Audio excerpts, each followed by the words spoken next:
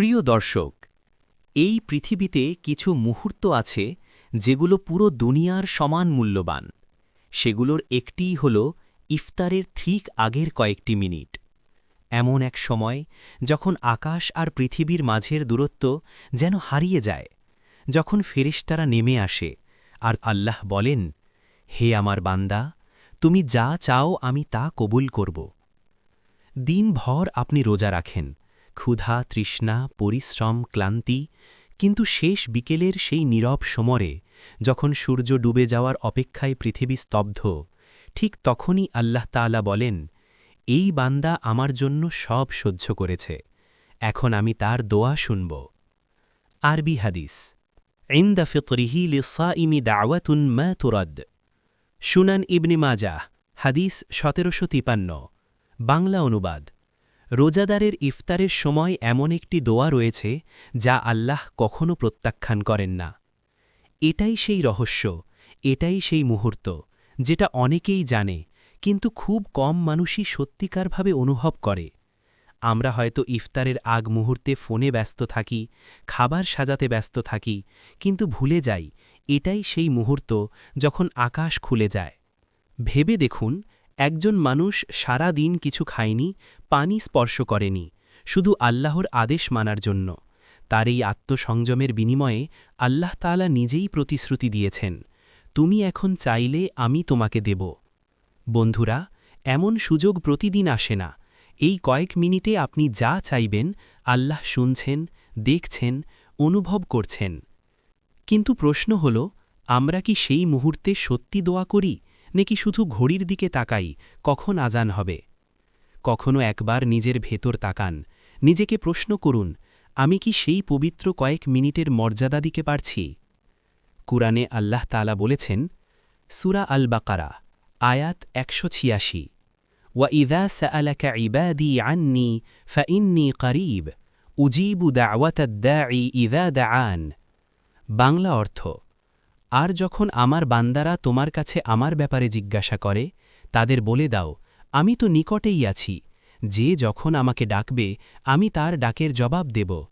ভেবে দেখুন, আল্লাহ নিজে বলছেন, আমি কাছে আছি, তবু আমরা ভাবি আমার দোয়া তো কবুল হয় না। কিন্তু প্রিয় ভাই ও বোনেরা, সমস্যা দোয়ায় নয়, সমস্যা আমাদের বিশ্বাসে। আমরা অনেক সময় মনে করি দোয়া মানেই সঙ্গে সঙ্গে ফল পাওয়া, কিন্তু আল্লাহর কাছে সময়ের হিসাব আলাদা। কখনো আল্লাহ সঙ্গে সঙ্গে কবুল করেন, কখনো দেরি করে দেন, আর কখনো আমাদের জন্য আরও ভালো কিছু লিখে রাখেন। কারণ তিনি জানেন আমরা কখন প্রস্তুত আর আমাদের জন্য কোনটি শ্রেষ্ঠ। তুমি হয়তো এখন দোয়া করছ, হে আল্লাহ, আমার রোগ সারিয়ে দাও, অথবা হে আল্লাহ, আমার জীবনে একটু শান্তি দাও। কিন্তু মনে রেখো, তুমি যখন সেই ইফতারের মুহূর্তে দোয়া করছ, তোমার কণ্ঠ সরাসরি আকাশে উঠছে, ফেরেশতারা সেটি লিপিবদ্ধ করছেন, আর আল্লাহ তাআলা সেটি সংরক্ষণ করছেন তোমার জন্য সঠিক সময়ে। তুমি হয়তো এখন কাঁদছ, ভাবছ আমার অবস্থা কেউ বোঝে না, কিন্তু সেই ইফতারের সময়ে যদি তুমি হাত তোলো, একটি অশ্রুও বৃথা যায় না। কারণ নবী করিম সাল্লাল্লাহু আলাইহি ওয়াসাল্লাম বলেছেন, হাদিস, ফালাথু দাওয়াতিন লা তুরাদ, দাওয়াতুল ওয়ালিদি লিওয়ালাদিহি ওয়া দাওয়াতুস সাইম ওয়া দাওয়াতুল মুসাফির। জামিয়া আত-তিরমিজি, হাদিস 1905। বাংলা অনুবাদ, তিনটি দোয়া কখনো প্রত্যাখ্যাত হয় না। 1. পিতামাতার সন্তানের জন্য দোয়া, 2. রোজাদারের দোয়া, 3. সফরকারীর দোয়া। তাহলে বুঝুন, ইফতারের মুহূর্তে আপনি শুধু একজন রোজাদার নন, আপনি সেই বিশেষ বান্দা যার দোয়া আল্লাহ প্রত্যাখ্যান করেন না। তাই আজ থেকে এই কয়েকটি কাজ করুন। ইফতারের 5 মিনিট আগে সব কিছু থামিয়ে দিন, ফোন, টিভি, কথাবার্তা সব বন্ধ রাখুন, চোখ বন্ধ করুন, গভীরভাবে ভাবুন, আমি এখন আল্লাহর সামনে দাঁড়িয়ে আছি। তারপর দোয়া করুন, আপনার নিজের জন্য, পরিবার, সমাজ, উম্মাহের জন্য। এই দোয়া শুধু আপনার জীবনের নয়, পুরো পৃথিবীর ভাগ্য বদলে দিতে পারে। দোয়া হলো এক ধরনের ভালোবাসা। এটি সেই মুহূর্ত যখন একজন বান্দা তার প্রভুর কাছে নিজের সব কিছু সঁপে দেয়। তখন আত্মা বলে, হে আল্লাহ, আমি কিছুই নই, তুমিই সব। আর যখন বান্দা এমনভাবে আল্লাহকে ডাকে, তখন আসমানও কেঁপে ওঠে। বন্ধুরা, ইফতারের সেই মুহূর্তে দোয়া মানে শুধু কিছু চাওয়া নয়, এটা আত্মাকে পরিশুদ্ধ করার সময়, এটা আত্মবিশ্বাস ফেরানোর সময়, এটা জীবনের সঙ্গে আল্লাহর সম্পর্ক নতুন করে জাগিয়ে তোলার সময়। তাই আজ থেকে প্রতিদিন ইফতারের আগে একটি দোয়া করুন, একটি কান্না ঝরান, একটি বিশ্বাস জাবান। কারণ আপনি জানেন, এই মুহূর্তেই আকাশের দরজা খোলা আছে, এই মুহূর্তেই আল্লাহ শুনছেন, এই মুহূর্তেই আপনার জীবনের পরিবর্তন শুরু হতে পারে। যখন আজানের ধ্বনি ভেসে আসবে, খেজুর মুখে দেওয়ার আগে শুধু একবার বলুন, হে আল্লাহ, তুমি তো প্রতিশ্রুতি দিয়েছ, রোজাদারের দোয়া তুমি ফিরিয়ে দাও না, আজ আমার দোয়াও কবুল করো। ইফতারের মুহূর্ত, দোয়ার রহস্যের দরজা। বিশ্বাস রাখুন, আপনার দোয়া শুনছেন সেই সৃষ্টিকর্তা, যিনি কখনো ভুল করেন না। লা ইলাহা ইল্লাল্লাহ। প্রিয় ভাই ও বোনেরা, আমরা অনেক সময় দোয়া করি আর ভাবি, কেন আল্লাহ আমার দোয়া কবুল করছেন না? কিন্তু হয়তো আমাদের বোঝা উচিত, আল্লাহর দেরি করা মানেই অস্বীকার করা নয়। কখনো কখনো আল্লাহ দোয়া মুলতবি রাখেন, কারণ তিনি জানেন তুমি এখনও প্রস্তুত নও সেই নেয়ামতের ভার বহন করার জন্য। ভেবে দেখো, যদি আজই তোমার সব চাওয়া পূরণ হয়ে যেত, তাহলে হয়তো তুমি সেই আল্লাহকে ভুলে যেতে, যিনি তোমাকে দোয়া করার সুযোগ দিয়েছেন। তাই অনেক সময় আল্লাহ আমাদের দোয়া থামিয়ে রাখেন, আমাদের হৃদয় আরও বিনয়ী করতে, আমাদের ঈমান আরও শক্ত করতে, আমাদের আত্মাকে পরিশুদ্ধ করতে। সূরা আল বাকারা, ওয়াসা আন তাকরাহু শাইআন ওয়া হুয়া খায়রুল লাকুম ওয়াসা আন তুহিব্বু শাইআন ওয়া হুয়া শাররুল লাকুম ওয়াল্লাহু ইয়ালামু ওয়া আনতুম লা তা'লামুন। বাংলা অর্থ, তোমরা কোনো কিছু অপছন্দ করছ, অথচ তা তোমাদের জন্য কল্যাণকর হতে পারে, আর কোনো কিছু ভালোবাসছ, অথচ তা তোমাদের জন্য অকল্যাণকর হতে পারে। আল্লাহ জানেন আর তোমরা জানো না। এই আয়াতই আমাদের শেখায়, তুমি যখন ইফতারের মুহূর্তে দোয়া করো আর আল্লাহ সঙ্গে সঙ্গে উত্তর দেন না, তখন সেটা অস্বীকার নয়, বরং সেটা পরিকল্পনা। আল্লাহ কখনো তোমার দোয়া না বলেন না, তিনি হয়তো বলেন, এখন নয়। আর সেই এখন নয় শব্দের মধ্যেই লুকিয়ে আছে অসংখ্য রহমত। ইফতারের সময় দোয়া মানে শুধু কিছু চাওয়া নয়, এটা আল্লাহর সঙ্গে এক আলোকিত সংলাপ। একটি মুহূর্ত, যেখানে তুমি ক্লান্ত শরীরে কিন্তু জাগ্রত আত্মা নিয়ে বলছ, হে আল্লাহ, আমি এখনও তোমার উপর বিশ্বাস রাখি। এই বিশ্বাসটাই আসল শক্তি। কারণ যে মানুষ আল্লাহর দেরিকে আস্থা দিয়ে গ্রহণ করতে পারে, সে কখনো ভেঙে পড়ে না। নবী করিম সাল্লাল্লাহু আলাইহি ওয়াসাল্লাম বলেছেন, ইউস্তাজাবু লি আহাদিকুম মা লাম ইয়াজাল ইয়াকুলু দাউতু ফালাম ইউস্তাজাব লি। সাহিহুল বুখারী, হাদিস নাম্বার 6340। বাংলা অনুবাদ, তোমাদের কারো দোয়া কবুল করা হয় যতক্ষণ না সে অধৈর্য হয় এবং বলে, আমি দোয়া করেছি কিন্তু আমার দোয়া কবুল হয়নি।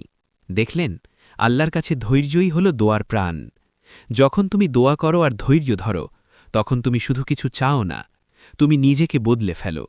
তুমি এক ভিন্ন মানুষে পরিণত হও, যার চোখে আশার আলো, যার হৃদয়ে ঈমানের জ্যোতি। ইফতারের সেই মুহূর্তে হাত তুলে দোয়া করার সময় তুমি আসলে আল্লাহর সঙ্গে কথা বলছ। তুমি বলছ, হে আল্লাহ, আমি জানি তুমি শুনছ। যদিও আজ ফল না পাই, আমি বিশ্বাস করি তুমি আমার জন্য কিছু সুন্দর প্রস্তুত রেখেছ। এই মনোভাবই আল্লাহর কাছে সবচেয়ে প্রিয়। বন্ধুরা, দোয়া মানে অলৌকিক কিছু ঘটবে এমনটাও নয় সব সময়। দোয়া মানে হল, তুমি একা নও, তোমার পাশে আছেন সেই সৃষ্টিকর্তা, যিনি বলেন, সূরা গাফির, আয়াত 60, উদউনি আস্তাজিব লাকুম। বাংলা অর্থ, আমাকে ডেকো, আমি তোমাদের সাড়া দেব। দেখো, আল্লাহর প্রতিশ্রুতি কত সহজ। ডেকো, আমি উত্তর দেব। তিনি বলেননি, ডেকো, আমি হয়তো শুনব। না, তিনি বলছেন, আমি অবশ্যই উত্তর দেব। তাহলে প্রশ্ন হল, আমরা কি সত্যি ডাকছি সেইভাবে, যেভাবে ডাকলে আকাশ কেঁপে ওঠে? ইফতারের কয়েক মিনিট আগে, যখন সূর্য লালচে হয়ে ডোবে আর পৃথিবী এক নিঃশব্দ প্রশান্তিতে ঢেকে যায়, সেই মুহূর্তে যদি আপনি একটু সময় নিয়ে বলেন, হে আল্লাহ, আমি তোমাকে চাই, তোমার রহমত চাই, তোমার মাফ চাই, তাহলে বিশ্বাস করুন, আপনার কণ্ঠ আসমান পর্যন্ত পৌঁছায়। তাই কখনো হতাশ হবেন না যদি দোয়া কবুল হতে দেরি হয়, বরং সেই দেরিকেই আল্লাহর পরিকল্পনা ভাবুন। যেমন এক চাষি বীজ বপনের পর সঙ্গে সঙ্গে ফসল পায় না, তেমনি দোয়ার ফলও ধীরে ধীরে আসে, কিন্তু একবার এলে তা জীবনের সবচেয়ে মিষ্টি উপহার হয়ে আসে। রোজার শেষ বিকেলটা শুধু ক্ষুধা সহ্য করার সময় নয়, এটা আত্মাকে শুদ্ধ করার সময়। এটা সেই সময় যখন আল্লাহ বলেন, হে আমার বান্দা, আজ তুমি আমার জন্য ত্যাগ করেছ, এখন আমি তোমাকে আমার করুণা দিয়ে পুরস্কৃত করব। ইফতারের মুহূর্ত হল আত্মসমর্পণের সময়, যেখানে বান্দা বলে, হে আল্লাহ, আমি কিছুই নই, তুমি ছাড়া আমার কেউ নেই। এমন দোয়াই পৃথিবী বদলে দিতে পারে, জীবনের দিক পরিবর্তন করে দিতে পারে। তাই আজ থেকে একটাই অঙ্গীকার করুন, ইফতারের আগে আপনার দোয়া হবে সচেতন, সৎ ও গভীর। চোখ বুজে বলুন, হে আল্লাহ, তুমি দেরি করলেও জানি তুমি আমাকে কখনো ভুলে যাও না। তোমার দেরির মধ্যেও আছে আমার জন্য বরকত। বন্ধুরা, আল্লাহ আমাদের সব দোয়া শোনেন, তিনি শুধু অপেক্ষা করেন আমাদের হৃদয় যেন প্রস্তুত হয় সেই রহমত গ্রহণের জন্য। ইফতারের মুহূর্তে তাই দোয়া করুন বিশ্বাস নিয়ে, কারণ যিনি আপনার ক্ষুধা দেখেছেন তিনি আপনার কান্নাও শুনছেন। আল্লাহ দেরি করেন মানে অস্বীকার নয়, এটি তার সর্বোত্তম পরিকল্পনা। ইফতারের মুহূর্তে দোয়া করুন আর বিশ্বাস রাখুন আপনি শোনা হচ্ছেন। সুবহান আল্লাহ, আলহামদুলিল্লাহ। বন্ধুরা, আজ আমরা এমন এক রহস্যের কথা বলছি যা শুধু মুখে উচ্চারিত শব্দ নয়, এটি হল হৃদয়ের আর্তনাদ, আত্মার চিৎকার, যাকে বলে দোয়া। আর সেই দোয়ার সবচেয়ে শক্তিশালী মুহূর্ত ইফতারের সময়। ভেবে দেখুন, দিনভর আপনি কষ্ট সহ্য করেছেন, ক্ষুধা, তৃষ্ণা, ক্লান্তি, কিন্তু একটি বিশ্বাস আপনাকে টিকিয়ে রেখেছে, আমি আল্লাহর জন্য রোজা রেখেছি। এবং সেই মুহূর্তে যখন সূর্য অস্ত যায়, আপনি খেজুর মুখে দেন, পানি পান করেন, আল্লাহ যেন নিজে আপনাকে বলেন, তুমি আমার জন্য সহ্য করেছ, এখন আমি তোমার জন্য রহমত বর্ষণ করছি। লিস্সাইমি ফারহাতান, ফারহাতুন ইনদা ফিত্রিহি ওয়া ফারহাতুন ইনদা লিকাই রব্বিহি। রোজাদারের জন্য দুইটি আনন্দ রয়েছে, একটি হল ইফতারের সময়, আর অন্যটি হল যখন সে তার প্রভুর সঙ্গে সাক্ষাৎ করবে। দেখলেন, আল্লাহ নিজেই বলেছেন, তুমি যখন ইফতার করো সেটা শুধুই ক্ষুধা মেটানো নয়, এটি আত্মার মুক্তি, বিশ্বাসের পুরস্কার। তাই ইফতারের মুহূর্তে দোয়া মানে তোমার আত্মা আল্লাহর সঙ্গে সংযোগ স্থাপন করছে, তুমি তোমার মনের ভার নামিয়ে রাখছ তার দয়ার সাগরে। দোয়া শুধু শব্দ নয়, এটি হল বিশ্বাসের ক্রিয়া। যখন তুমি বলো, হে আল্লাহ, তুমি পারো, তখন তুমি স্বীকার করছ তুমি নিজে কিছুই নও, কিন্তু তোমার প্রভু সর্বশক্তিমান। দোয়া মানে তুমি তোমার অহংকার নামিয়ে রাখছ, তুমি স্বীকার করছ তুমি দুর্বল, তুমি নির্ভরশীল, কিন্তু তোমার রব সর্বদা শক্তিশালী, সর্বদা মেহেরবান। এটাই রোজার শিক্ষা, নিজেকে ছোট করে আল্লাহর বড়ত্ব উপলব্ধি করা। কুরআনে একের পর এক উদাহরণ আছে যেখানে দোয়া জীবন বদলে দিয়েছে। ওয়াযান্নুনি ইয যাহাবা মুগাদিবান ফাযান্না আল্লান নাকদির আলাইহি ফানাবা ফিয যুলুমাতি আল্লা ইলাহা ইল্লা আনতা সুবহানাকা ইন্নী কুনতু মিনাজ যালিমিন। আর মাছওয়ালা অর্থাৎ ইউনুস আলাইহিস সালাম যখন ক্রুদ্ধ হয়ে চলে গিয়েছিলেন, তখন তিনি অন্ধকারের ভিতর থেকে ডাকলেন, তুমি ছাড়া কোনো উপাস্য নেই, তুমি পবিত্র, আমি তো অত্যাচারীদের একজন। ফাস্তাজাবনা লাহু ওয়া নাজ্জাইনাহু মিনাল গাম্মি ওয়া কাযালিকা নুজিল মুমিনিন। তখন আমরা তার দোয়া কবুল করলাম এবং তাকে দুঃখ থেকে উদ্ধার করলাম, আর এভাবেই আমরা মুমিনদের উদ্ধার করি। দেখলেন, একজন নবীর দোয়া অন্ধকার সমুদ্রের গভীর থেকেও পৌঁছেছিল আসমানে।